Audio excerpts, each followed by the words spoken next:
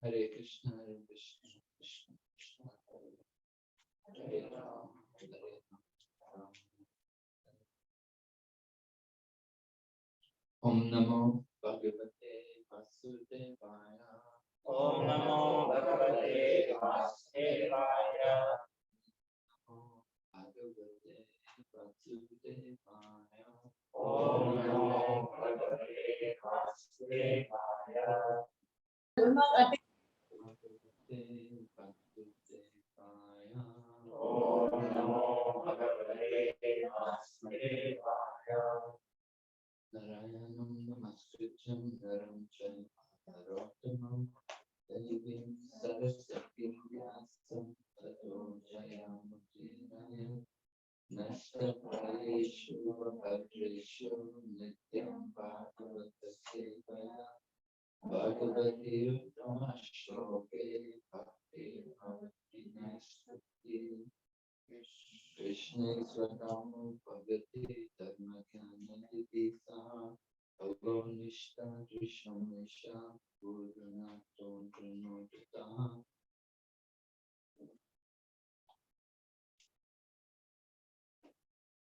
So today is the Dasami. Tomorrow is the Ekadasi, the last Ekadasi in the Chaturmasya. So every year we have Chaturmasya, 4 months of what should be some kind of austerity.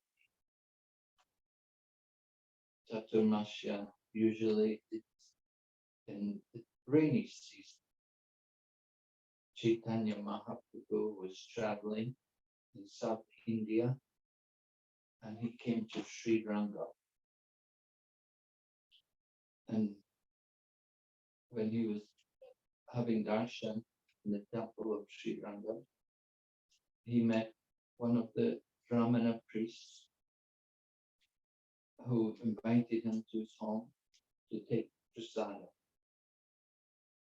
Chaitanya Mahaprabhu, as a sannyasi in the line of Shankaracharya, he was invited to the home of the Brahmana to take food. And at that time, the Brahmana requested Chaitanya Mahaprabhu that now is the beginning of Chaturmasya. He said, you should stay here for 4 months for the Chaturmasya. You stay here and observe the Chaturmasya in my home. And he said, in this way, every day we can discuss topics of Lord Krishna. I can hear the topics of Krishna, right? So Mahaprabhu agreed. He thought, very nice. Yeah, why not? The sannyasis, generally they undergo some kind of austerity during the Chaturmasya. So Mahaprabhu stayed there in Sri Ranga. And every day he could go and see Lord Ranganath. And every day he would also talk to this Brahmana. He would talk to him about Lord Krishna and the glories of Bhakti Yoga. And of course, the Sri Vaishnava was a devotee of Lakshmi Narayan. So Lord Chaitanya Mahaprabhu explained to him the difference in the Gaudiya Vaishnava philosophy, how we worship Radha and Krishna rather than Lakshmi Narayan. He explained about how Lakshmi is very chaste, but she still wanted to enter into Lord Krishna's pastimes.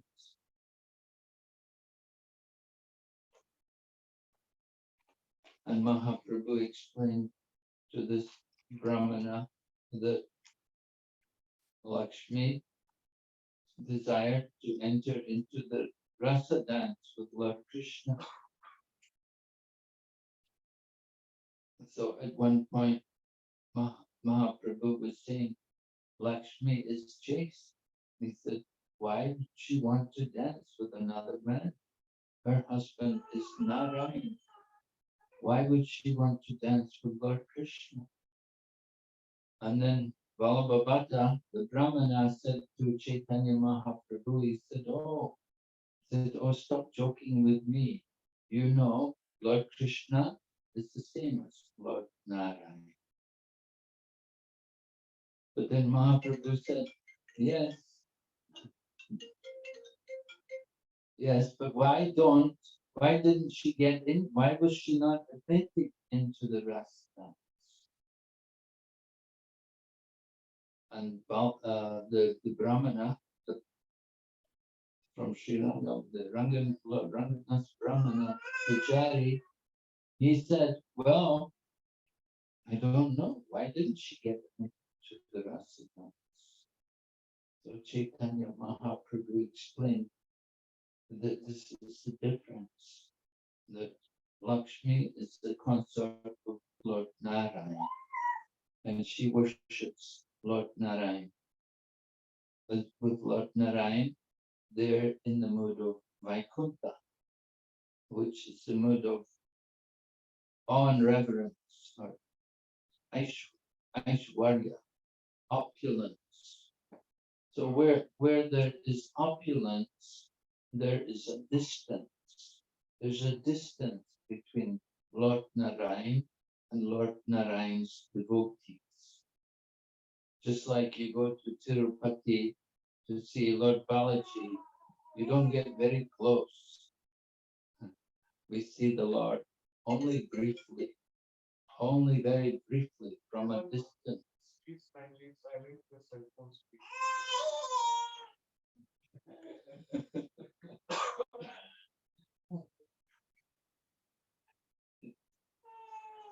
In the Gaudiya tradition, we have big kirtan mandats in front of the deities. And we can have darshan of the deities for a long time. Not just for a moment or two, but we can have the darshan for a long time. In Mayapur, you can stand in front of Radha Madhava and the Astasakis, and you can be there for hours looking at the deities and appreciating the deities. But in the Sri Vaishnava tradition, the darshan is short, more reverential, more worship. So Chaitanya Mahaprabhu stayed there in Sri Ranga for the 4 months of Chaturmasya. And during that time, he also carved a set of Jagannath deities. He carved his own Lord Jagannath deities and worshipped them. So now tomorrow is the Ekadasi, and it's the last Ekadasi in the Chaturmasya, meaning there's only 5-6 more days before the end of the Chaturmasya. And of course, this is the month of Kartik, the auspicious month of Kartik, where we're worshipping Lord Damodar. So tomorrow, it's the last Ekadasi, very important Ekadasi, and it's the beginning of the Bhisma Pancaka. Bhisma Pancaka. So a number of devotees, they also like to observe some kind of vows during this period, during the end of the Chaturmasya. Chaturmasya, the last 5 days, for the period of Bhisma Pancaka. Just as for Chaturmasya, devotees make some vows. Some different vows will be made. Some people will make vows to do more chanting. Some people will make vows taking only one meal a day. Bhaktisiddhanta Saraswati Prabhupada, Srila Prabhupada's spiritual master, Bhaktisiddhanta Saraswati Prabhupada observed Chaturmasya without shaving. So you often see the photograph Bhaktisiddhanta Saraswati with the beard. So that's also a vow which some people make during Chaturmasya. They don't shave, they don't cut the nails. It's an austerity of the body. So sometimes devotees will observe that kind of vow. Srila Prabhupada didn't encourage it for the Western devotees. For Western devotees not to cut the hair, it's like a sense gratification. Most of them had long hair at the time of becoming devotees. Not all. Makunda Goswami describes, Makunda Maharaj, he was one of the very first devotees, and he describes how he met Prabhupada. He always points out, he said, he didn't have long hair. So many other people did have long hair, but he did. He was a musician, but he didn't have long hair. So Chaturmasya, people will undergo that kind of austerity for 4 months, maybe taking only one meal a day. And sometimes people also will regulate how many mouthfuls of food they will take. Like that, doing some of great austerity. So of course it's difficult for us in this time and this society. We're not so much accustomed to do that kind of austerity. But the last 5 days of Chaturmasya, this period which is called the Bhisma Pancaka, this is an opportunity for people to make a vow, and at the same time you get blessings of the whole Chaturmasya. You never did anything that, maybe we didn't do anything very significant during the 4 months, but at least for the last 5 days, you may like to do some kind of little austerity or sacrifice, yajna. So there are different ways in which you can do it. Srila Prabhupada particularly points out that Ekadasi is meant for increasing our hearing and chanting.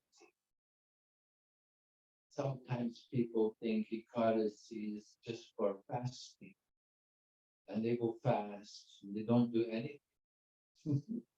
They hardly chant. They're so weak sometimes, you can't do anything. So that's not encouraged. And there's a famous pastime which is told how Srila Bhaktisiddhanta Saraswati Prabhupada, in his Gaudiya Math, one time it happened that the devotees were observing Ekadasi. And at that day, on the Ekadasi day, someone came and invited the devotees to come for a program. But they said, oh no, we're observing Ekadasi today. We're all fasting. We're not going for any programs. So somehow Bhaktisiddhanta Saraswati Prabhupada found out about it. And he said, then you should cook prasadam, and everyone take prasadam and go for the program. And he said that the preaching is more important than the fast. So Srila Prabhupada also pointed out this to the devotees, that the real purpose of Ekadasi is to increase our hearing and chanting.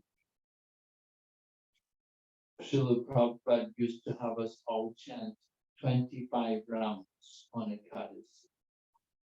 It's not very common these days, but in Srila Prabhupada, when I joined the movement, certainly that was the practice. On Ekadasi, actually, when I joined the movement in the days of the movement, I joined in London. And so devotees, we had the custom, we would go out for Sankirtan every day. We would go out in the morning and then we would go out in the afternoon for Sankirtan. But on Ekadasi day, we wouldn't go out in the morning. We would not take breakfast, but we would take lunch. We would have a lunch, we have a good lunch. Srila Prabhupada pointed out that you want to have more time for hearing and chanting. So if you want to have more time for hearing and chanting, then you spend less time eating. Right? If you spend less time eating, you have more time to hear and chant. People often say, oh, I have no time. Oh, I have no time to chant. I have no time to read the books. But we take time to eat. We take time to cook and eat.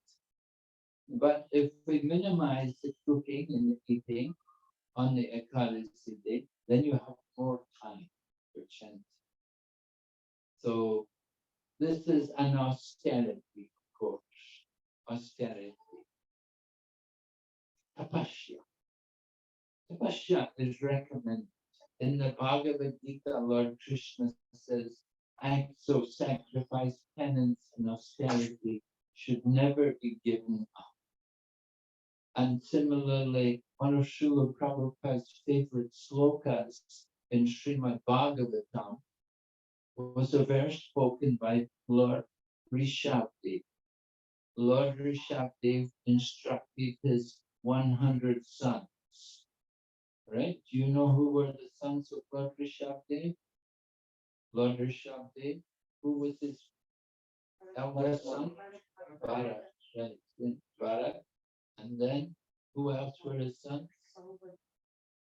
Who?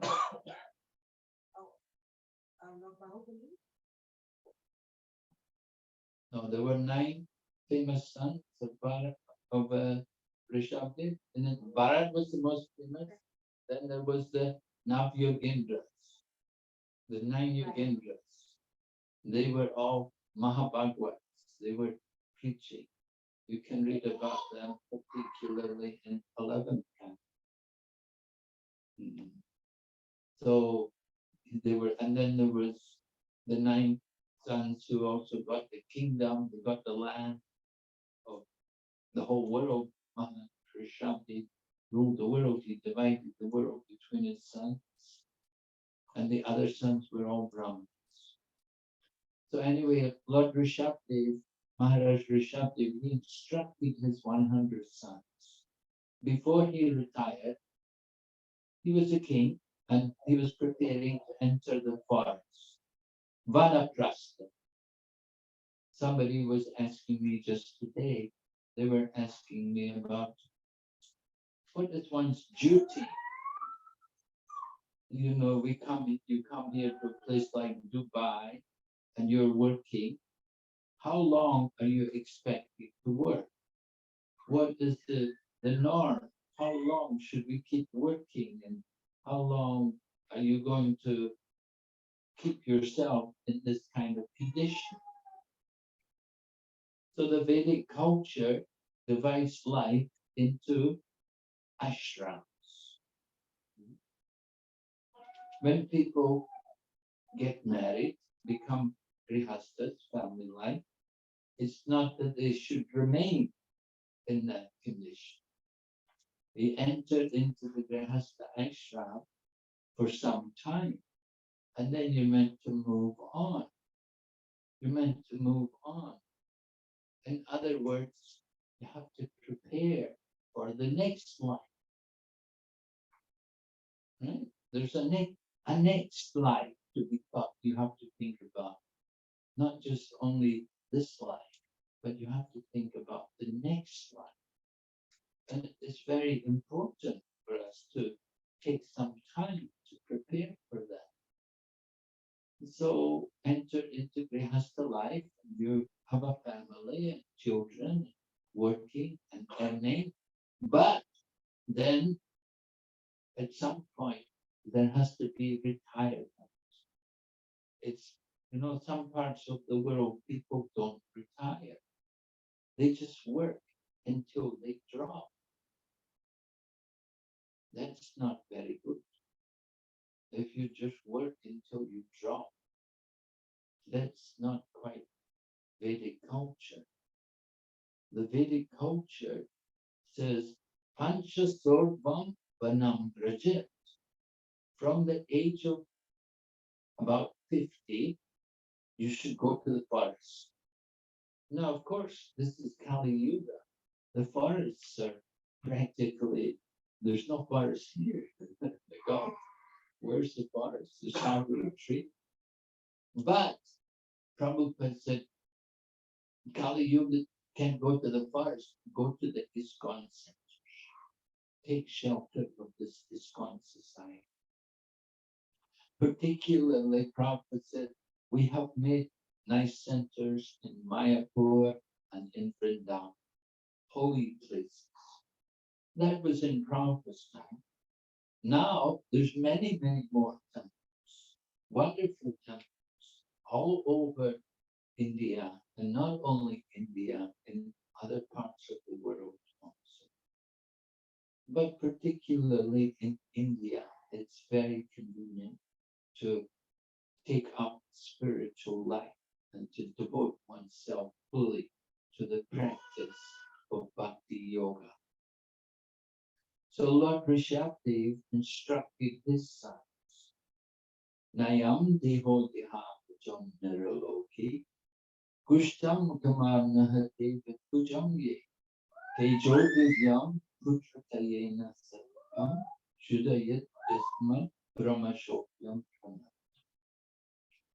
Lord Rishabdev is telling to his sons that don't just work for sense gratification, because that sense gratification is there even for the pigs which eat stew. The pigs which eat stew, they're also eating very nicely, filling their bellies and sleeping comfortably. The animals which eat stew are doing these things. So human life is not meant for that. We're not meant to live like animals and just only engage in the animal propensities.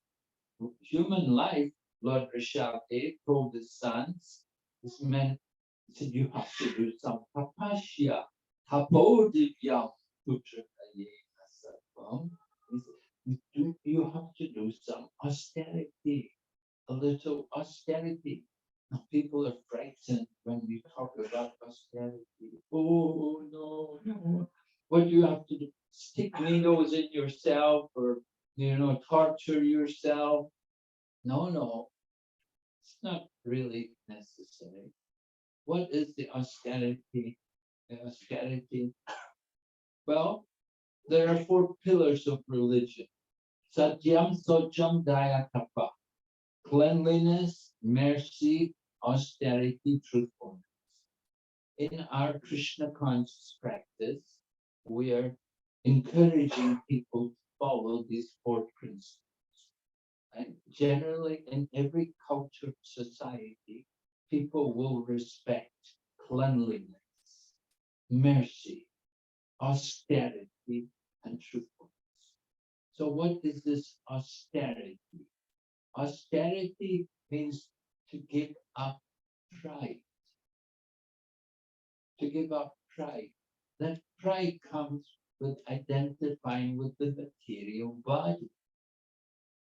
And Lord Krishna has explained in the Bhagavad Gita that we're not the material body, that the material body is like the dress. And just as we change the clothes, we change also the body. Vachamsi vanani yatha vihaya tatha sharirani vihaya chinani anyani samyati navani. Just like the clothes get old, you give up the old clothes, you get new clothes, right? And the same way, the body one day breaks down, you give up the body, you get a new body. It's not something to be lamented. Well, of course, it depends what kind of body you get, right? We want to be, we do think about that. Where are we going in the next life? What kind of body are you preparing for? We think about the future. We think about the future, planning for the future. We're thinking next life also. Where do you want to go? Where do you want to be in the next life? So Lord Rishabdev was telling his sons that they should do some tapasya. They, they should undergo a little tapasya. We also tell people cleanliness, mercy, austerity, truthfulness. Austerity is destroyed by intoxication, taking intoxicants. If people take intoxicants, they won't be austere. You know, people who go drinking, they go to the nightclub or something to drink, they're not going to do any austerity. They're intoxicated. And another kind of intoxication is pride. That pride, that identification with the material body. We have to give up that. We have to purify. So austerity helps us to get rid of this kind of consciousness. The bodily concept of life can be removed by doing austerity. And by doing austerity, then you can experience real pleasure. We want pleasure, we want happiness, but the real happiness comes from the soul, not from the body. The illusion is to make the body happy. Body's never happy for long. One little problem with the body can give you so much pain. So many times I had some problem, little thing, just it give me so much trouble, so much pain, misery. One little thing. To get pain in the body is very easy. To get happiness from the body is very difficult. How to get happiness out of this body? We're trying to find happiness. So the real happiness is in the soul. We want to awaken that consciousness. So this Bhisma Pancaka, as I said, which begins tomorrow and runs just for 5 days, from the Ekadasi to the Purnima. Right? So 5 days. And we do make some vow. So we encourage everyone, make a vow, to particularly to do chanting, to chant the Hare Krishna mantra every day for 5 days, to do more chanting maybe than you usually do. More chanting. That is the real tapasya. You do more chanting. And of course, we also encourage people worship Lord Krishna in his form as Damodar by offering a lamb to the Lord. This is the yagya. The yagya. Kali Yuga Dharma, Harinam Sankirtan. The Yuga Dharma is chanting the holy name. So you can do this yagna, chant the Hare Krishna mantra, and you can do also this little tapasya, this austerity, chanting Hare Krishna, spending more time to chant Hare Krishna. Very beneficial.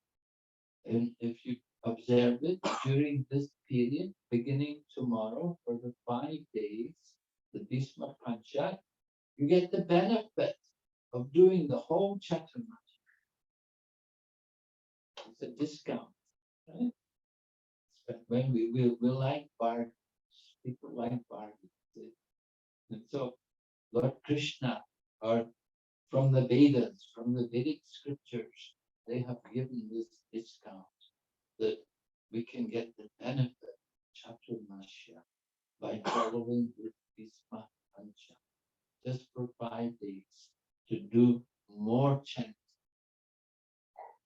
and more hearing, more reading of scriptures like Bhagavad Gita, Srimad Bhagavatam. Not very difficult, but you get so much benefit. So this is the principle. We want to benefit ourselves. How to benefit ourselves? We were studying Srimad Bhagavatam today. We were hearing about Lord Shiva. So Lord Shiva's father-in-law was Daksha, the father of Sati. Lord Shiva's wife was Sati. His father-in-law was Daksha. So Daksha was thinking, my daughter has married Lord Shiva. This Shiva, he's a poor man.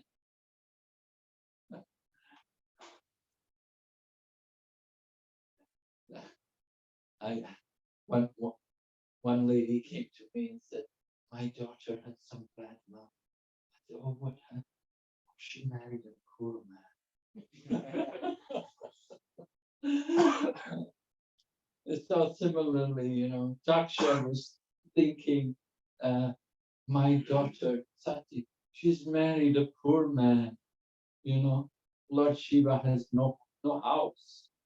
He lives under a tree, right?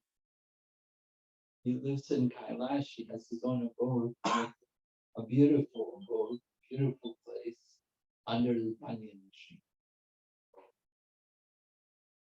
There's a story that at one point he did have a house. They built a house.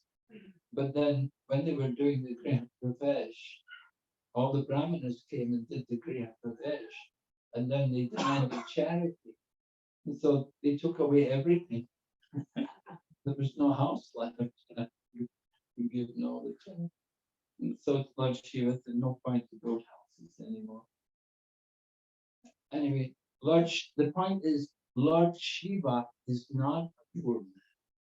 That Daksha was thinking he's a poor man, but he didn't know that the wealth of Lord Shiva was avyakta.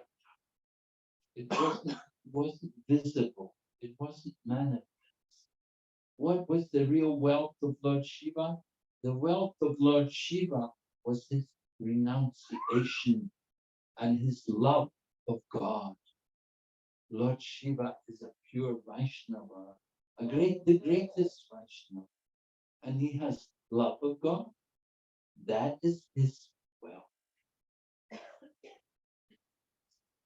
So Daksha, he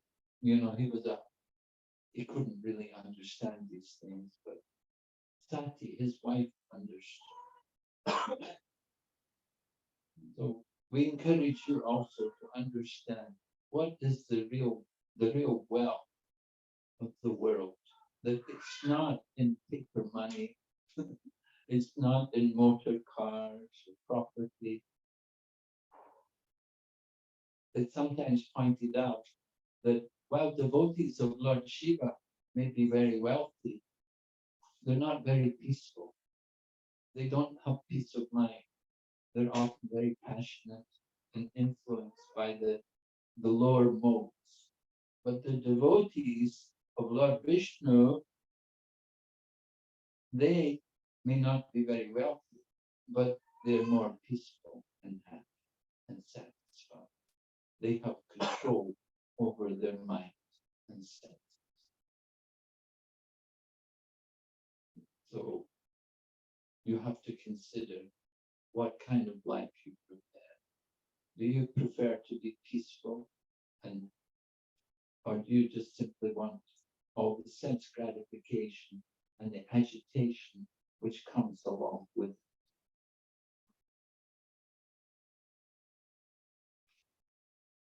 So these are some considerations. We want you to understand that this month we are worshipping Lord Damodar.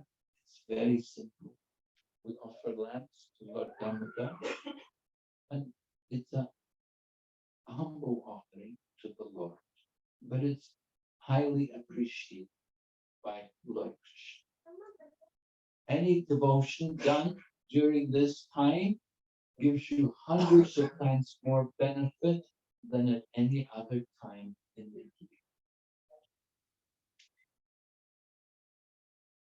Are there any questions?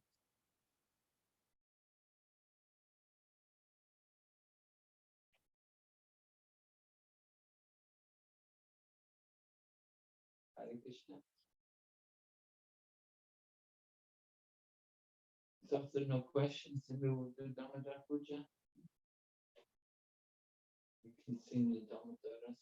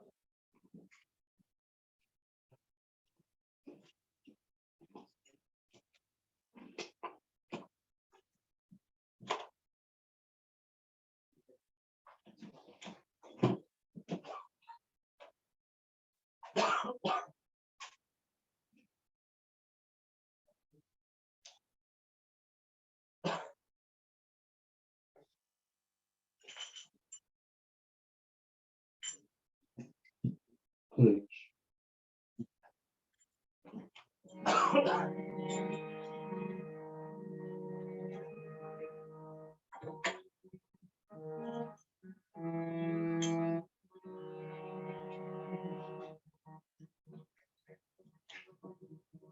Namamishwaram Sachitanandarupam Lasakundalam Gakule